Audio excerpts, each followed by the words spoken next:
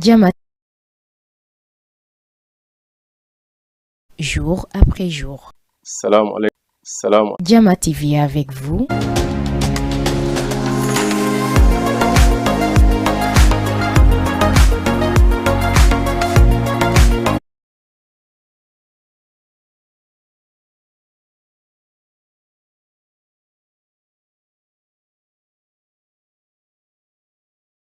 Assalamualaikum warahmatullahi wabarakatuh. Jama TV ka wontirɗo walla lanɗo neno nin hande kadi en tintidu e nde asewere jeenayi mars 2024 wala 2024 en tintidi ko émission mo wowɗon émission direction 20 avril wono andirɗon noon e garal Saifou Balde Mia Guissé Dakar ka Esplanade Grand Théâtre hande noon hiɗe wondi ɗo fi yewtudugol e toɓɓere nden babajo événement o hoorejo kummaluru ɗum himo takko men ɗo Jomba Kita voilà mo takko men ɗo ɗum ko Magada Pita puis o yeyata ɗon inde mon nden hannde taw inde makko nden tigi tigi gila ɗum hara kon innu warana Modi Magada hara ko Modi on o yewto inde makko nden tigi tigi no takko makko ɗon on anndi hanki ko 8 mars sonnaɓe alone Dieynaba Balde voilà Dieynaba Songoli donc hara mo takko men ɗo e ka ñamoan ɗo Diawo iwranɗo e Médina section Médina on kankadi mo e takko men ɗo e wawa e makodude fi toɓɓere nden e hoore welo welo ka micro ɗo ɗowtugol noon Siraji Sabi Diallo teledema ka technique to ko monsieur Mamadou Wuri Guiɗo Jama Magada assalamu aleykum Jomba Kita. Waaleykum salam Sirajo aray min hiwrike téléspectateur ɓe on ɓendade Jama TV fof aray min hiwrike mo ɓe ka woniri men namo assalamu aleykum aray min weltanike Jama o fof aray mi hiwritikama mi hiwrti kala mo ɓendade Jomba Kita ko noon mi wiyata ménage wa merci beaucoup way Jomba nani monsieur quoi aɗa monsieur dal voilà ko ɗum ini a wola inde ma nde non non ko après quoi andi ko surprise andi Jomba deuxième femme ande kadi ay gotol natala fuɗɗi ke wiide a Jomba deuxième non andi minen mi waɗay ko waɗa kadi donc a hoodi min gayni mo andi kankon premier mo andi salasa ko laaɗum kono hunde wotere taw no ngalɗini men to bon ange Saifou no arde galo 20 avril ange Saifou o waɗi pouwo goto kono mi yaali geesi ɗi non andi piiji ɗin ko noon andi wonde kadi ko yaadu Jama on surprise mi ɗanno le 20 avril ɓe yeey fof ko ɗumpa ko neñande addu toon fof mi yeeɓe fop d' accord Dieynaba Balde salamu aleykum. Waaleykum salam warahmatullah. Andeɗa Jama TV. Wawa hande miɗo Jama TV hande miɗo welti miɗo weltani fof kadi. Miɗa weltani fof. Miɗo weltanima an kadi. Sonnaɓe e hanki ko fête maɓɓe on ko ɗum waɗɗa ñallangal hanki ko ɗum a waɗa. Franchement mi waɗi ko wiyete mi waɗi piiji boye. Piiji boye. Wa. A sifanto ko ɗum waɗɗa ñallangal hanki par ce que mi yima enne e interview ji ayi ko ko ɗum suɓani ɗon debbo. Non ha hanki yamin ye interview mi e Sofia Diallo. Sofia Diallo. Sofia nene awa Moutar mi yurike ma mi yurike Sofia Diallo kala ko woniri. Ko woniri voilà Diaw assalamu aleykum section Médina o min nani ɗo wadde to mburado moƴƴi haray ko tooli ka émission ɗo micro ma o no wawimo huɓɓinde acce hakki voilà haray miɗen heeɗima section Médina min nani ɗo wadde golle moƴƴe tele ndema toon haray ko tooli. Assalamu alaikum la hiro mo be mo inde mo yettore mum ka mo be kadi ko wontiri kala bi do pro la yurade kala ko wontiri no men ma fi amen na me wadde golle amen de golle mon nek le 20 avril filo 20 avril lande hewta e mun joni voilà parce que déjà to men duwano hewto e gol ton firtaki koko sati me yaay me hewti aton si Allah jabi Magada sar nde gondi birdi ala birdi non pour négatif on Saifou no fokkiti ga kanko e Mia Guissé. Voilà, d'abord, je vais venir d'abord un peu en arrière parce que d'abord, concernant d'abord, ça fait des années de préparer. Ouais. Et puis, ça a été PG Hande, Vision Events. Donc, il y a un subaru suuta quoi. Ko jimbe subondirbe mo be no wodi journaliste be no ton, animateur no ton, artiste no ton, manager no ton, activiste no ton. L'homme d'affaires no ton kalam ko yaada ko ɗum mo woni mi jomboɓe kesu no ton jomboɓe kesu no ton e jombitaɓe fof no ton kadi quoi a faami piiji ɗin noon fi a faama ok maintenant ko ɗum ɗon fof moɓodiri waɗi on vision events ɗo maintenant ko mi alanma kon ko piiji buy moɓidira ha fotti si no wala fi événement kadi manda waɗama neɓama préparé ɗo pour le 20 avril avec Mia Guissé et Saifou Balde parce que kadi concert be yandu ko comme c'est ton ko albenani be ka affiche ko jarama teranga ça veut dire concert on chante la Guinée et le Sénégal a famille ko do wadi a initiative concert wada quoi dabare tayinaade wiyete ko fewdo ka piiji ɗi wiyete wasi no ngaɗi ɗo surtout ka réseaux sociaux ji hakkude leƴƴi en ɗiɗi ɗum ɗo no wawa wonde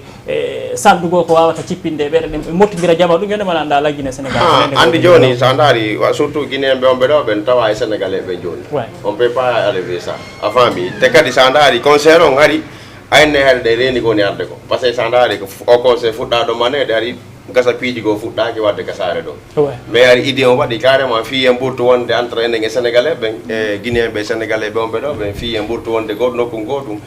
ari ɗum ɗon en andano ɗi po probléme ji ɗo aray hawrodiri noon ɗum ɗo waɗi a faami imagine hande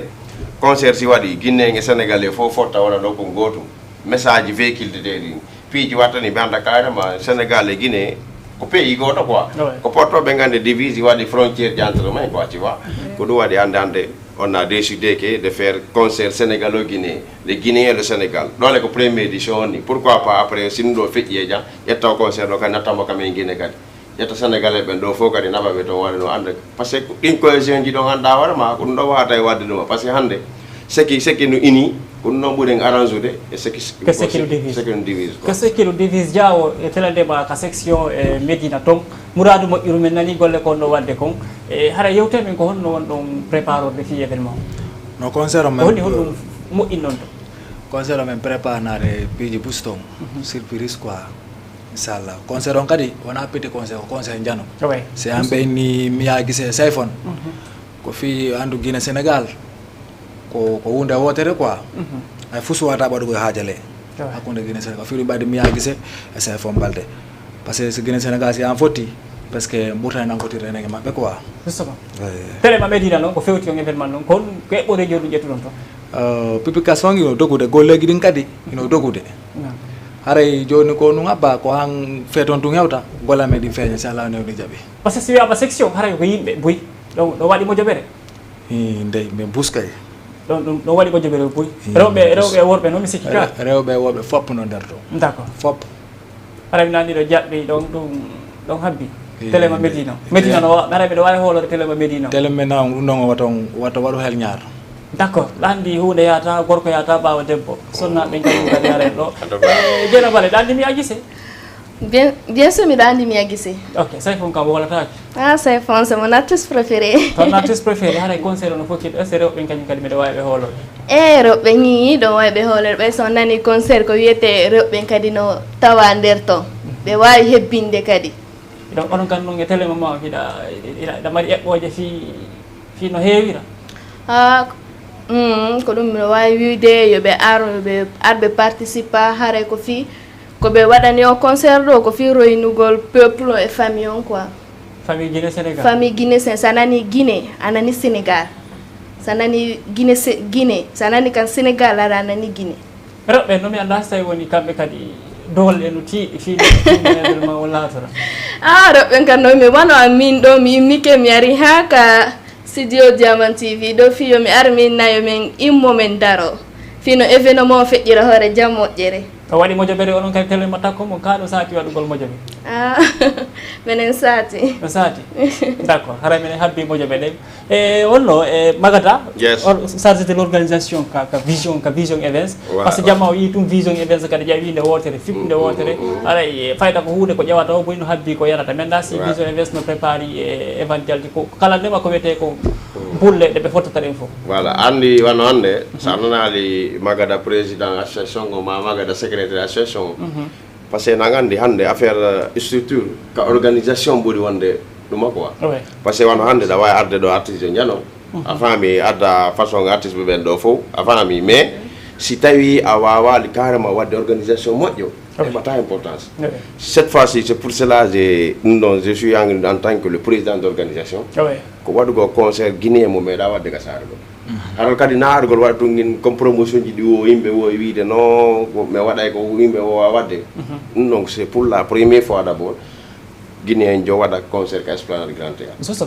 a faami c'est la première fois c'est un défi c'est un défi a faami par ce que hari sa daari ko wano wali c'est que Youssou Ndour en yimɓe jandu artiste ɓe janduɓe ka saare ɗo ɓe woni wadde enen noon en ari en aussi organise gol ɗon ça veut dire que en faala enen kadi relevé ko défi deuxièmement sa andare arte jomo subude on sayfon aujourd'hui hande yiddo anyi do hande so le maire arte sangini se ndari kadi hari dawajede do arte jogadi no mais sa jetti arte jo gorko gatte jiwo kadi fiyo dum mo piji ngandi men surtout anane hande nous sommes des gens amoureux ande ko ida ande ko ida ko no do ko giggole buttu a fami parce que ko dum wadi garni wadi debbo e gorko fiyo piji di wonu giggole buttu a fami maintenant sa yi men cible grand théâtre et puis busna na grand théâtre na gande ka esplanade parce que voilà c'est précis parce que musique rek ko desa ka wala na kandel sala ka yasi et puis kadi yasi on men transformer mo stade no orna e ma ngola we fimbe famo kadi parce que buy da vidéo ka yasi do cargo tout fenga podium no et puis men anna betaw ka yasi kadi ko stade me woni wadde ka yasi exactement avant me wanna jama on tribune ji parce que ko wanda wala ma andena no bena concert entrée VIP men ka entrée no di VIP no di VVIP kan no di mais andasi busno andi ko ni VVIP ça veut dire que haray entraînement no ko tabal jodi avec ñamete kadi hara da carrément ala lasfa ko may gano non may ka na tangana et puis hara c'est de bon traiteur tanda wala ma da jotto da muy da busuma dan sayfon no mana ma ta berku mano labi tu vois parce que piji ni quando et puis kadi enen guinébe be mérite piji bus tu vois hande na en goton ko wadu kon ande piji gono wode ande c'est de répéter les mêmes choses qu'on de wade depuis des années hala ça devient monotone ko no kungo to créativité nyande ko no kungo to créativité là en osé parce que nous sommes nombreux ici et puis do kadi sa kare nous sommes capables aussi de woni capable parce que ko ozu gongol parce que min tandari depuis mi créé structure la ngande caisse musique ko reva ngari moni wadde do ande parce que nous ça fait partie de mes rêves wadu gol kwanda wona ma carrément c'est di high level har carrément hara yaade médiaji ni fo bindi dañande bi arabe assista be carrément nous sommes capables de faire ça har na ande kadi yembo ane neddo sa woni sa ta wonu bakitido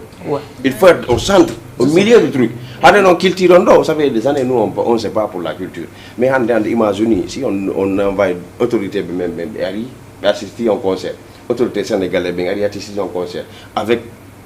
bien organisation moƴƴo parce que mama explique hande organisation d'abord de ni joko mama mais wonde na en ko wadugo podium ko lutti ko fo daro non ko tribune men wadande parce que buy ko ma parce que buy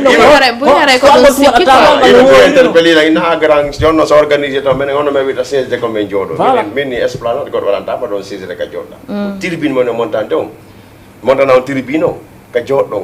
confortablement wawnda de concert mo confortablement si tawi kadi mo be ka passé kadi do e wadu pi kam mo be haraka posma woddo o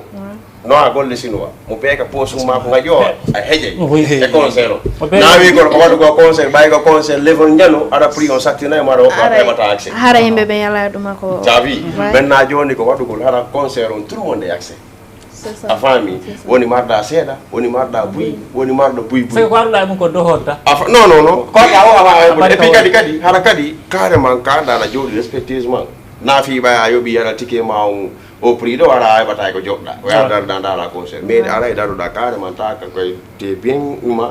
logé ala jodi ka wonda don et puis ta concert ka non accessible podium kadi mo den dum na don c'est la première fois woni ay Guinée ko be wadde concert joda de Guinée to do Guinée jandi di ngara ka stade di watta podium mo joddinten do sika ma ko me da dum na tu vois ko podium manda vraiment et puis nous on travaille avec Elcom Bass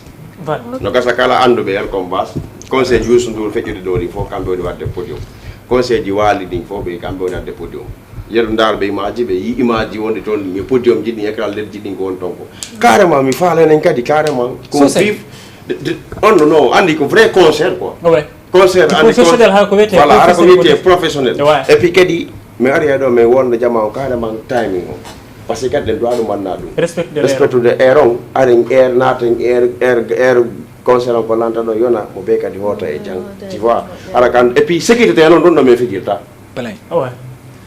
comme un habbi maximum 10 000 à 15 000 personnes yobe ando carrément plus de 5 000 sécurité ala non derto parce que keke no black parce que tapi ngonta ko autorité guinéen et sénégalais ata fotta d'abord autorité ara wad adda sécurité personnel mugo plus non dabbe tebe ko carrément kadi kay hollu ko yaade o ko needi dum parce que ndo ko c'est un défi à relever andande se wadi réussir dum do kala ko faale nga saare do on peut le faire c'est tout on est de discipline parce que hande sa dari wono jama mengo me woti beaucoup wono ka esplanade on no ɗo Nduta Seck ma honno ya goya stade Mama Diop kon ɗo wowa par ce que haray bo mbiɗa anndi si tawi lansama ɗo innama ka Esplanade Grand Théâtre haray ɗo woodi tigi tigi ɓenne mo tippi ko tiiɗi si o duña ko teddi a wonɗo ka organisation on tigi tigi haray a précise ɗo hunde wonde important par ce que buyno jiiɓi ko honno on nden bedda ɗo par ce que ko bedda wiyete ko honno bedda ɗo wontirta ko labba haray ɓe jiiɓi mais ko spécialiste yon ka organisation to haray honno yimɓe ɓe wawɗo ɓe ardirde toon voilà et puis d'abord c'est première chose il y a des cellules de communication comme oɗo sanari wano oɗo ɗon ɗo ni kanko représente côté Médina il y a des gens côté Wakam no woodi Guédiawaye no woodi Parcelles no woodi Pikine ɗum ɗon fof waɗa cellule de communication jara kala ko falla information sa noddi joni o wonante carrément ko falla kala ko iwrata kadi mais jonde localisation ara par ce que ni mi sikka no woodi ala ko wonɗo ko saare ɗo haysko 2 mois ɓoɗa ɗo aɗa anda Grand Théâtre tu vois parce que c'est accessible à tout le monde siko wiide iwruɗa siko balle iwruɗa Grand Théâtre no ɗi accessible deuxièmement ko yiɗa kon tum organisation mo anda hoorema e meeɗamo wadde ara carrément kala arɗo yi organisation no woni no tawi c'est quelque chose qui est respecté quoi Diawo telendema e Medina toon par ce que sikki a si concert ji buyi an kadi a yehi concert ji buyi a yehi ko wiyete a wi no feƴƴitano e ngallo ko Grand Théâtre fokkintina donc mi annda haray tigi tigi onon kadi ko on toon ɗon appui de tigi fino jama wawa notorde Grand Théâtre to ɓaynani ko ɗo ɓe heɗo halfina organisation ko wiyete organisation décoré ɗuma fof ko ɓeɗo jogui e ko sifi ɗo ko men ɗawno ko won ɓe ƴettiru andi sanani Grand Théâtre ko niveau comme ça no grand jo woni ɗo rek enen ko Nduta Seck anduɗen e stade ɓuuri conseil men ɓuuri ɗin ko stade mais joni men fa ƴawnu koye level on quoi fa ƴawnu koye niveau ko fi ɗum men mari plein droit naɓugoye mo Grand Théâtre to inchallah men tangini concert on heeway telema cellule de communication mi annda ɓayno woodi nokkel goo yimɓe men ɓe ta amu yawgol waɗana ɓe ta porte famina ɓe mi annda si ɗon déplacade yaaka goɗɗo ko goɗɗo ni sifanomo hakkoyte ko de Boussawre non ɗum noon ala probléme non communication o maintenant ɗo ko ni waɗi non ala problème quoi fop no golle woni jiwɓe woni worɓe fop no publiude fop ay min waran billa walla mi rombay ni ka goɗɗo nayi Diawo beeji ɗi yaltal taw minen noon habbe taw han joni sa lamino jaɓɓi faami joni komin habbi ni ko hooren suumayo e jang concert o inchallah o tege e jang o landira o jang vraiment taw haray mbiɗa anndi rewɓe ɗo tawa e ɓuura ɗum komi holli ko maintenant ko rewɓe jelo woni équipe mo ɓe ɗuuɗi de min ɗuuɗi de rewɓe ɓe ɗuɗto moƴƴa noon par ce que plus de 30 personnes toon rewɓe d' accord ɗum ko ɗum a ñanon Dieynaba Baldé événement o anani ko Grand Théâtre o hollaɓe sigi a yehi concert e Bilarɗa ɗo a yehi concert mi yehi concert concert honto mi yehi concert Arafan Djidji o ɗum ko Nduta Seck Nduta Seck bien sûr a yino wonirno ɗon ɗo a yino heewi ɗo par rapport e ko yiwɗa ɗon konniñende e sahay go a yeehi sifa sikki laabe kadi ka concert Goulam organisation konno yirɗa hakkude ɗon différence ɗiɗo hakkude différence concert Arafan Djidji e concert Goulam on laabe a tawa y a une grande différence là dessus telendema honɗum o telendema jama on no heewiri noon moɓe a yi Nduta Seck ɗo a yi Nduta Seck no wayno ayi ɗo fotata ɗon mi Nduta Seck no yaaji ka aéroport kadi laabe no yaaji koni tum jama ko heeɓi kon ton e ga tawa wona goto jama heeɓike ka concert Arafan Djidji heeɓike kadi ka Goulam kono a tawa ko ka Goulam ɓuuri heewude idi ka Arafan Djidji walla telelema podium e installation ji ɗi ga e toon ko gotum yiwno ko gotum hari wona gotum podium e ɗum on fof podium e ɗum on wona gotum sa tawi podium on ton e podium on ga a tawa ko podium on ga ɓuuri ɗanna noon kadi sinnama événement ko rewɓe ɓurata hebbinde mi anda haray ko ɗum waɗa ko holla rewɓe buyi haray ɗo hésiti e ma tawaka taw konno waɗa ko hollaɓe rewɓe ɗo min komi mari komi holla ɓe rewɓe sa nani ko gonga concert no waɗede rewɓe goo hésité yewgol ka concert ji sa andi artiste joma ari hare ko artiste ma weloma par ce que sa nani rewɓe fof hande no yiiɗi artiste ɓe buyi aroɓe surtout iwoɓe extérieur du pays ɓe wonɓe nder pays on ari nokkure ɓena ƴeekari ari imme mahin joni komin wiyata ɗo kadi sefo no arde Dakar yoɓe immo kadi ɓe daro ɓe holla hihi enen kadi ɗen wayi soutenude artiste jomen on ɓenna harena Sénégal ɓe ɓen tum wawi hebbinde kam maɓɓe enen kadi minen dowa immade surtout rewɓe sa nani concert miijo gorko no wawi nande concert kono inna kamɓe ɓe yaata kono sa nani concert surtout que roɓɓen taw attoto piɗɗade taw ɓena kamɓe ɓe yahay gonga de wadi wadi so wala nice wala hare no wodi modiɓe goɓe newnanta e ɓeygule mum yow hare ko ɗum toriɗa ɗi ɓe modiɓe ɗo ha komi tori c'est vrai modiɓe go jaɓata ɓeygu mum yaha concert komi tori ɓen ɗon ɓe si ɓeygu maɓɓe sino andi wona ko boni woni yaade yoɓe immoɓe yaha yoɓe accamɓe yoɓe newnanɓe ɓe yaha ɓe andi wona ko boni yaade yoɓe immoɓe wayno modi mum et puis kadi no woodi kadi no waynore modi mum siɗa fokkiti nokkugo voilà haray tori moƴƴi ɓen kadi ɓe accu siɓe yahata ɓe ɗowtuɓe ka non modiɓe go kadi jaɓata yaade concert kono dañande koyeɓe yow deññande yoɓe immoɓe daro deññande yoɓe andu ko artiste jomen inneteɗo Sayfon Balde woni arde Dakar yoɓe immoɓe daro ɓe sutana artiste jomen o ɓe hebbina théâtre grand théâtre inchallah ɓe hebbina grand théâtre inchallah e magada pitta donc haray événement on o naafi Guinée en tum ko hakkude Guinée e Sénégal so yewti fi Sayfon wawata yewde fi Sayfon yewten fi Mia Guissé performance makko ide reeli tigui tigui début o alir makko fokkiti fip uyide wotere soit on foti fois on suɓikemo saabu on bon andi hande sa walama wadde piiji jani il faut que yetta ko jandi quoi parce que hande kadi gonga ɓeya franchement Esplanade Grand Théâtre c'est pas pour n'importe quel artiste a faami na wondema ko sous-estimugol artiste ɓe goo mais ni c'est ɗen hande ni sino wolede fi représente gol Guinée si goɗɗo inima Sayfon a validé ala hésitata parce que il peut représenter le pays dignement quoi c'est aujourd'hui hande kadi sa daari Mia Guissé au Sénégal c'est une fille incontournable a faami siti régal tourné ji makko ɗin e ɗumaji koni wadde kon anda carrément kan kadi moni incontournable nder leydi Sénégal ko ɗum waɗi noon mbay hande ɗen faala kadi fois men o yo feƴƴu entreprise ji ɗin ɗiɗi il faut ƴetten carrément yimɓe ɗiɗo ɓe anda hoorema carrément il peut représenter dignement quoi ko ɗum waɗi hande oni soit Sayfon on e Mia Guissé on donc mi anda ɗiɗi te côté préparatif côté Sénégal on e Sayfon pardon Mia Guissé promo makko ko to fewdi fewndo non andi mi alama est ce que ɗane min concert on ko fuɗɗi ɗo sénégalais ɓe ko noddiranko hay Guinée ɓe noddiralanɗo par ce que numéro an on ka ɓe yika fixe ɗon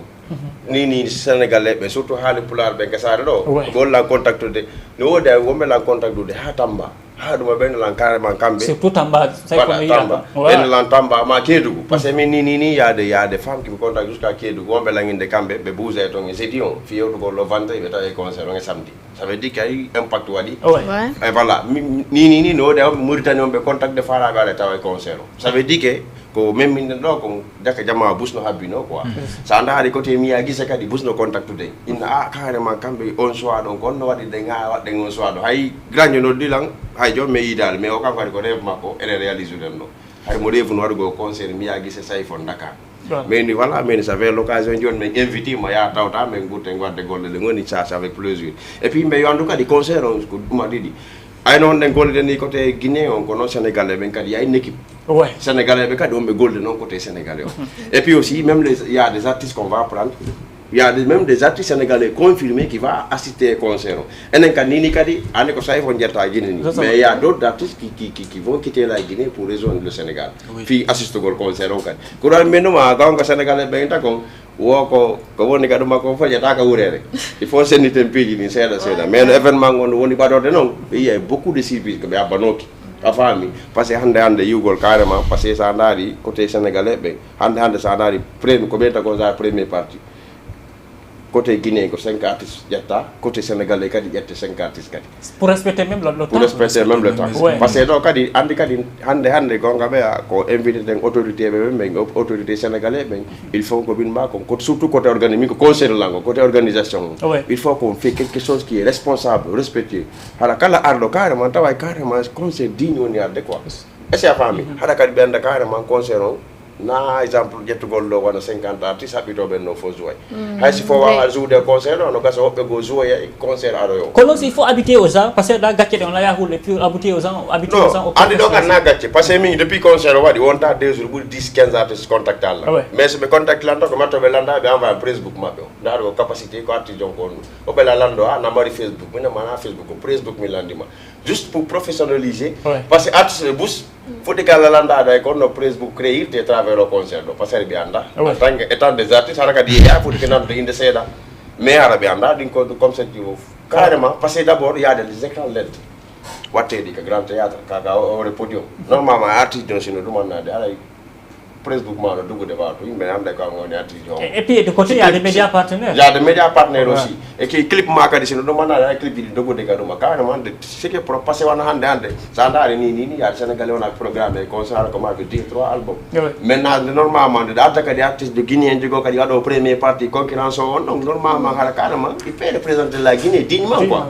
tu comprends c'est pour cela ça ndare sélection ko dum non quoi wana ka di mo honno comment dire on prend que 5 artistes sénégalais, 5 artistes guinéens, plus les 2 vedettes. Parce qu'il y a des invités surprises qui vont venir. Des artistes niveau international, voilà, événement aussi, comme musique tout, parce que quand on dit artistes, par exemple, des comédiens et autres. Bon, non, faut, ça dépend. Est-ce qu'il y a d'autres choses qui non, d'abord, il y a ni concert demandé peut-être. Donc, concert on y a une semaine, il y a des panels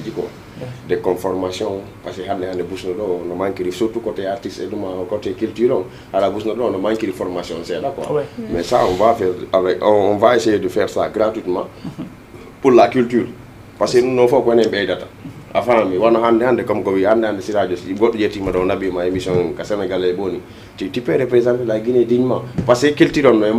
on gondo wara inde no wodi mais culture on manki seda mais dum donc il faut qu'on se forme parce que hande no net hande ko adbat na mon dengo de wa téléphone ñande wada mise à jour wala parce que chaque jour tu vois des nouveaux trucs yanda wala manki ngandano parce que on comme explique ma joni ko ya des artistes be andawal ma be ne bu yumbi landa be ko no Facebook be na ma ko no ni c'est ko Facebook be na ko Facebook landi da be mari be na ma be mari page mari uti mina on a donc Facebook mignon avant mais il y a même des artistes confirmés on be Guinée nder yewtere mi lando be pidi go non comme fils zone e pidi go wara way carrément mais dum no fo no landi formation parce que godda wata e ma to ganda pidi din fo quoi mais travers au concert do ko dum invité tan jama fo wa informe de jama ara kadi na concert on dum ala carrément si concert lan ni jama fo mo beyi woda ko yito voilà parce que der woda der vision mo xray façon formation jidi fo donc musicalement journalistiquement animateur tout parce que là d'abord anen ko vision event suite maintenant vision on beyi ko yito won tom ça veut dire que kala ko yide ngi sar nden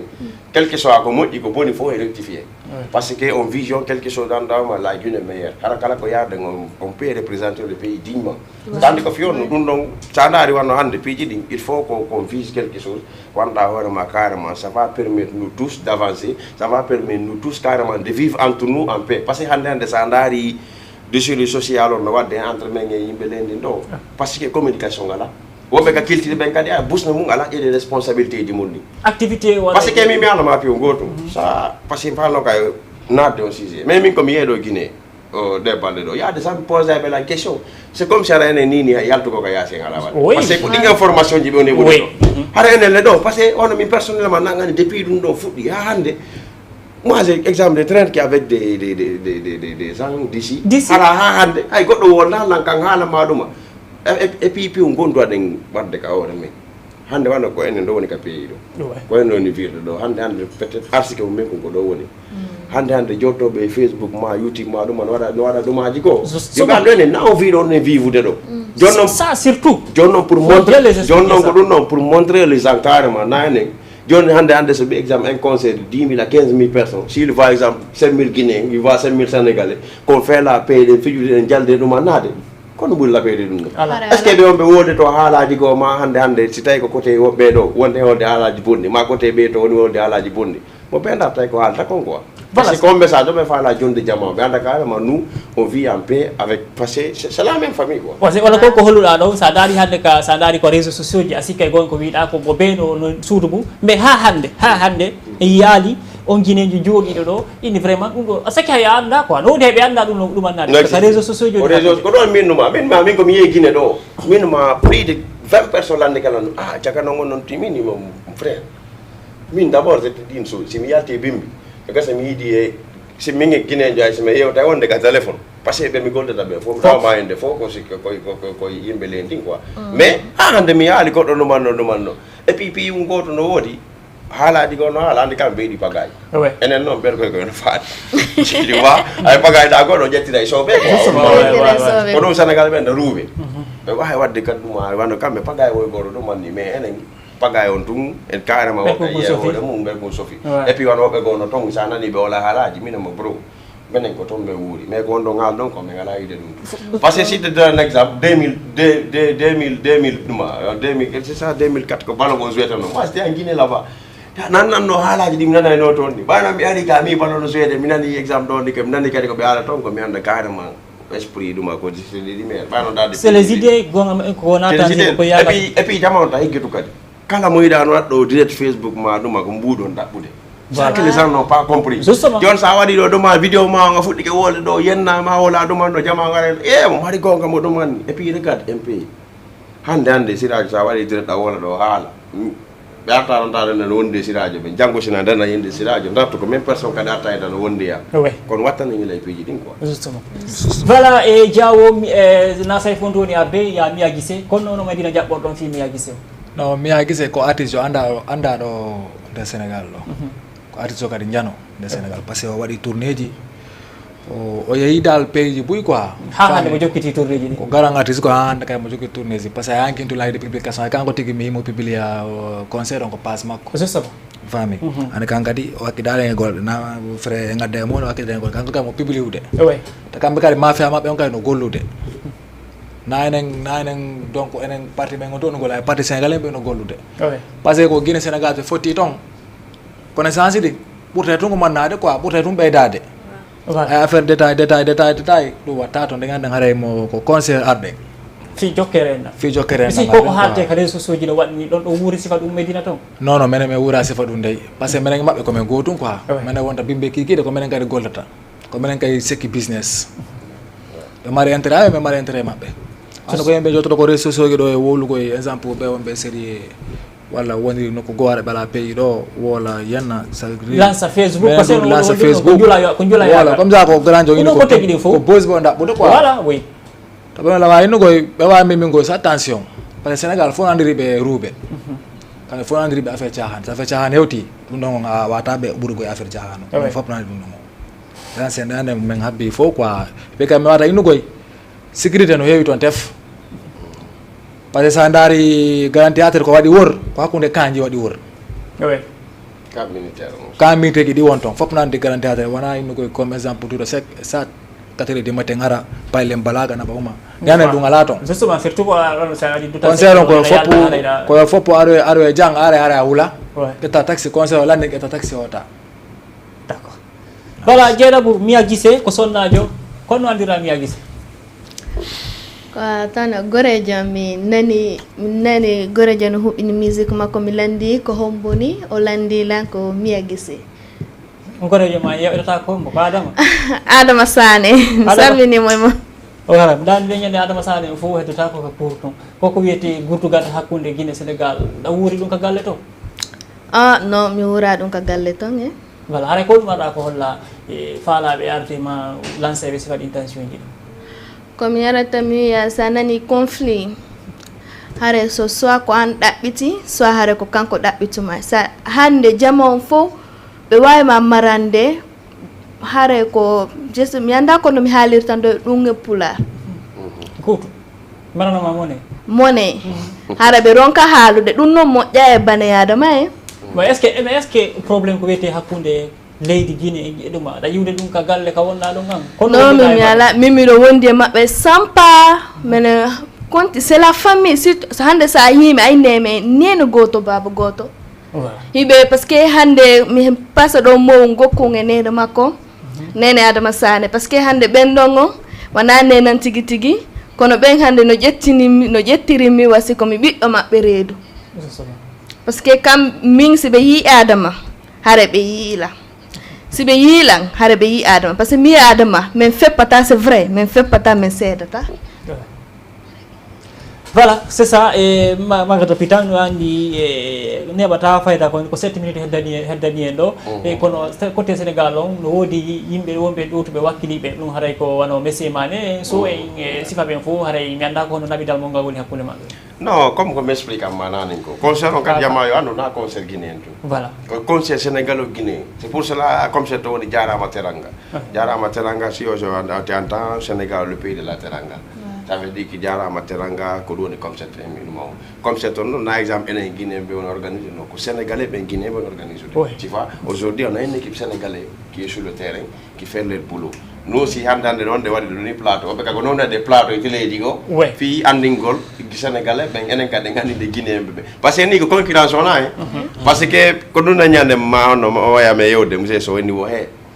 wo grand place on grand théâtre ko on man na donc moi je te dis que 20 ans sénégalais mais bini ke maw on guinéen be ari ko be rangu ba ba ta nade minorité puda du wono laisser men celle de communication jamais ni on a préparé les filles concert. Mais alors que vous photo de nous quoi. Mais qui imaginez, parce que des fois ça me vient comme si qu'on rêve me quoi. Si mi carrément tous ces deux pays là, aradon photo donc artiste même bengara fidja diallo photo taro là-bas ambassade mengon représentant autorité mais Guinée donc le ministre de la culture le ministre de l'intérieur on befo représentant ma befo ara jodo demande dit parce que ça n'a rien parti c'est comme si que dîner de gala parce qu'il y a le manger il y a tout comme communément quoi il y a entrée simple, il y a VIP, il y a VVIP. VIP, ça c'est table de 6 personnes, chaque table 6 personnes. Et puis avec des manger et tout. On amène nous les nouveaux mariés. La femme, non, la femme, il faut biffer. Ah, ok. Il faut biffer. Si quand même, non, parce que so ido jo ay tew gerto dum fo abita da mema ko ni o seda en fait non tare dum anu gay tare ko ya mana ko bombe na tama ko procès no derto filet de bœuf dan dara piji ding donc carrément no ta yette babe ni franchement en tout cas comme da Guinée be fo sénégalais be fo pareil fo yo préparo waden carrément un concert digne de ce nom jango ara carrément kala hotiro ara ononi fier jango c'est notre deuxième édition mawe mais ça notre do alors si radio deuxième édition kon ne wara semaine prochaine kemara hara tegi no welti parce que do ngal la boko babe bon boko ba no andi ko fi be weltori murado no andi wala mon konto woni on fameten ko Guinée Sénégal wi e wiya jeunesse Guinée jeunesse sénégalais ma wiya diobe Guinée mais diobe Sénégal ko Guinée Sénégal wi de c'est pour cela no minuma on a prévu pour tout le monde hande no wodi hay mawdo mo 60 ans no wodi saari fi tawe gole dum no wodi ka jotta normal avec respect saari pay kon si ari no wodi ko jodo avec respect mo yaade bibbe mun no wodi be sonna be ma joda ngi famille ma avec respect avant parce que ko yiwda il faut qu'on essaie de faire des choses ko wawade puis parce que mi alla ma piwu busno do be fante yaade conseil mais be susta concert didi parce que bus be sikke concert ko be woyide ko dunyindiro ko argol taro dunyindira mo pero no manno c'est pour cela il y a un fan de changer de faux voilà carrément la carrière de jodo confortablement comme match de football ta carrément et puis kala ka wonti da nay ko don podium mo woni jodo hare wono be faala be wadde koyngal seeda parce que mene wonde me moto me yejo seeda nenda se hare piste espace no wodi parce que d'abord ala tabe sikko ko joda gol tum minuma kala ko faala sa ari siko joda go burama siko joda gol burama ko fiito men ko ba data me wi ko wala go parce que do wala na ara concert mais kala ko santi da wala no wodi siko joda gol siko amugol parce que dande wobbe no ton ba joda data juma be jaw si jawi ma be mo be no ano be takko ando na ngandi say fon jawi ara on ga ci famondir on famondir so bi 5 mois 6 mois so on famondir et puis aussi be anda kadi artiste ben prépare puis parce que say fon no prépare 1h30 de concert ko do ngondi wo min dañu 1h30 minutes min on no min tunje podium mi yagi se kay wala parce que ay jon kambe wodi mi yagi se say fo wada na nyandeng ay ka passa fo na nyandeng say fo ngini mo naka fofu ni mo waaw fi ka fekk ma fi di nga xam naka fi parce que ni wo ko on to way ni saari wala te on do way ça veut dire que concurrence on a jodi et parce que imagine 5000 sénégalais 5000 guinéens c'est jodi que face à face mo be wala kanyum kilti mo be wala kilti mo buri ma de dole andi don non tun taw ça va motiver artiste jo mengi ade mabbe mo be holla donna public ko addi public e hore ko la ko no to kadi artiste kumaluji di wala ka fi mudi jamma jibo to ko to be do yi konto ko dan minu manani sai hande premier party on passe ke kadi artiste be busno ko no kasare do minira be men banda war ma o kay opportunité parce que kadi bi ngodo franchement grand théâtre artiste jo kadi mérite don kadi ko justement ko level ma on hewti do c'est pour cela ende don men ganga be suba ma suta ma ha suba ma 5 Sénégalais ben kadi Sénégalais ma mande wobbe men no tawa e concert ko wadbe explorer do ça veut dire que na concert to so ko justement joni ni kadi hay won artiste be jande be be Guinée be bus bay be concert on kambe di be contact be fa la art tabe concert voilà non kadi me privé donc kadi me maximum me acci don mars hay ko 4 artistes ko ara parce que concert min ma concert on ko sema hay minute ngoto ngala per tanga per banno kadi me accani do maximum fi 4 artistes iwabe Guinée ma ko era do ni iwabe fi 4 artistes no préva plus de 10 artistes yattabe do be plus vedette be bendi do voilà hare gandintina kadi tu telende ma kadi ma ton wodi média ji wommi wonde do tude surtout média sénégalais ji do mi nokkede buyi article ji ko ni fejjude tawata tigi no jonni welo non andi ko dum d'abord da sandari d'abord et puis d'abord en parlant des médias je vais remercier Wuri Guido Diama parce que ça c'est une première justement yettugol télé ma waɗa e disponibilité goɗɗo créé émission spéciale fi concert kamɓe ko invité de ko invité de ɗum aren tawe animateur jon tigui ono jooɗi mais waɗini min mi jonna émission spéciale waɗon fi concert mo gon promotion concert par ce que ɗum ɗo min kadi ko rêvant wonɗo wadde ɗo il faut moi aussi je participe ɗum noon tout c'est quelque chose que a félicité franchement Guido Diama min ala joddima komi adande ɗum komi wawma toronade ko piiji ɗi avance ñande go ara soɓe garoyi ɗo ara komi landama siko émission siko premier watta siko deuxiéme siko troisiéme voilà ko studio mo men na ko studio mo ko ɗo si min ma siko premier waɗoyde siko deuxiéme siko troisiéme par ce que ko ɗum par ce que ko yiɗa ko goo fuɗɗon ta quoi par ce que sa daari surtout parcours makko ga hewti ɗo c'est quelque chose à saluer à féliciter aussi et puis ko ɗum ɗo ɓen avancement et puis les locaux aussi ça il faut dire c'est des locaux dignes de nos marques ko ɗum ganden jooɗiɗo mo ɓe no comporti ay ka piiji ɗi ko ɗum anni et puis aussi Top FM kadi Top TV ɓenno kadi c'est des partenaires nde han nanen to kadi équipe goo kadi no ka maɓɓe to Dj Ceerno Bari ɓenno kadi ɓe tawa e partenaire ɓe men ɓen et d'autres télé par ce que ayi hay wonno seeɗa weɓe piiji ɗumaji télé sénégalais ko ɗumen enen côté men o konko ɓeyni ko woyde ngala gollude so kamɓe sa daña ko ɗum ɓeyni woyde ngala wadde promotion ko ɗum no sa kamɓe ko ɗum no moƴƴanimi par ce que wose waɗali promotion wata sodoyde juur par ce que en sendugoy si tribune moƴƴinama ɓeni wo e sendayde a sow ko ɗum inde ñande wo si tribune ji ɗi waɗama ha gayna calculama combien de saison ton en sendayo ka tumbude mo ɓeyata keɓal mum ga walla waɗi o Sénégal Guinée wiya e gafu keɓal joni noon si tawi exemple ko 10 000 place waɗa o kamɓe semmile enen semmi si place maɓe kamɓe ɓe yeeya place maɓɓe ɗi yeeyen place di men ɗi si tawi ko 20 000 mo enen 10 000 kamɓe 10 000 si tawi ko semmi enen 2500 kamɓe 2500 ça veut dire que ɗo si yeeyaɓo ene ticket woni disponible kala faraɗo yaade concert e ɗaɓɓu ticket mum gon jogo law are woɗum ɗaɓɓu bravo aɗa ɗaɓɓu ɗum on jogui to voilà 23h31 minutes ɓayɗa ko ɗo wonɗo waynodirde magana pita diawo e haara mi anda ko dumarɗa ko holla ka sakkitolno ma siɗa marɓe hiroɗa par ce que nani hare no woodi no affaire koye maro komi wawa tun le 20 avril min habbi fop min habbodi fof kadi e needi quoi e comportement d'accord surtout ça fami nde hande min ko noon tumata komi heto la hewro kadi fop hewre ko section Médina o fof fop la hewro fop maccala e ɓe wertani keɓe nilal ko hewtuɗo ngal immin ɗon hewtiga diaw représenté on donc Dieynaba Baldé homɓe marɗen ko hirode nenan Aissatou Lamarana gila Abidjan Bappa Adama gila Abidjan soɗɗoni ka luumo way ko wirɗanomi ɗo salmina famille on fof na o ma o ɗo salmina Nena Diara e babe ngam Bora ɗo salmina man kadi Siraji Sabi Diallo mi salmini kadi Magada Jomba Kita mi salmini fof wala komi innata toon yoɓe immoɓe daro fi o concert no feƴƴira hoore jam moƴƴere haara guere waɗali haara kadi toñidira waɗali ara e jang hota e jang sans problème sans discussion sans rien de conflit. Rien de conflit, joyeux anniversaire. Joyeux anniversaire ma petite sœur Oumou Baldé. Merci beaucoup Magada Pita. Le dernier mot. Bon, dernier mot d'abord. Pas le dernier mot, mais la pause. Ah, pause. Pour aujourd'hui. Voilà, pour aujourd'hui, quoi. Voilà. Pause, quoi. Ok, d'abord, je vais remercier tout le monde, toute l'équipe de Vision Events. Ouais. Parce que Vision Events, no yaji. Enfin, Vision Events, quand il y a santé de Vision Events, mal d'esprit positif, notre Vision Events. Enfin, c'est ouvert pour tout le monde. Voilà, araimi de A à Z na ngori fo. Deuxièmement d'abord et puis voilà, miuro madame parce que nini monda de lankadi. Mene itu ngende. Ene, mi anda to madame montaw. Halna lang indo makoto mi anda sim hewti ka makoto. Non, ko Mariam ente, Mariam. Et puis voilà kadi. Et puis elle est là, Mariam ba ba para. Manna de kadi ko tokora nenan kadi ko ati. C'est Mariam Ba, non? Mariam. Non la faute de Mariam Ba. En tout cas, elle est là, Mariam Ba, elle dit force à toi, mon amour. Voilà. Epic mes sœurs aussi, Mariatou, Binta, voilà, Raina, remercie Befo, parce que Hadjo Hanking, Kambedari, Hadno, Feti, tu vois, Kalakade, vous n'avez pas déplacé, avec un mariage et tout ça. Et puis aussi, mon frère, Saifon, Andy John, comme on est pour de grands. Célébration, mais elle a droit à cérémonie, mais Dakar. Non, cérémonie, on se le 20.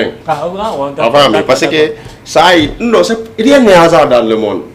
Dans ce monde-là, rien n'est hasard. Andande sa mi sa fa mi wadi jour goto mi wadi coulisses pidi mi wona fuddi gado manade ko surprise ben on me fuddi do manade on fa mal tu vois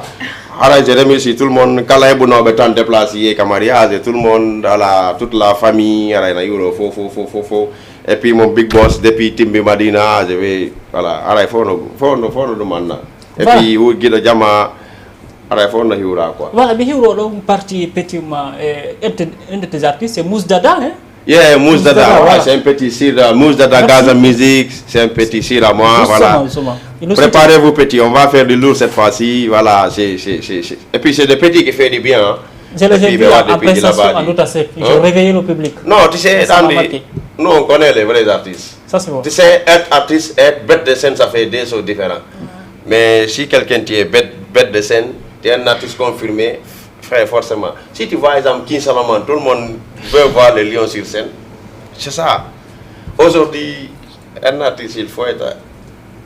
fort. Un artiste, il faut être fort. C'est sur ce mot que nous allons clôturer cette émission. Était là pour vous accompagner. Et c'est Raissa Diallo. Et je dis merci beaucoup à Wuri Guido Diama qui ne cesse de nous accompagner tout au long de cette promotion. Vous étiez dans votre émission Direction 20 avril. On se donne rendez-vous après le Ramadan. Hein. Voilà, après le Ramadan. Merci beaucoup. Merci.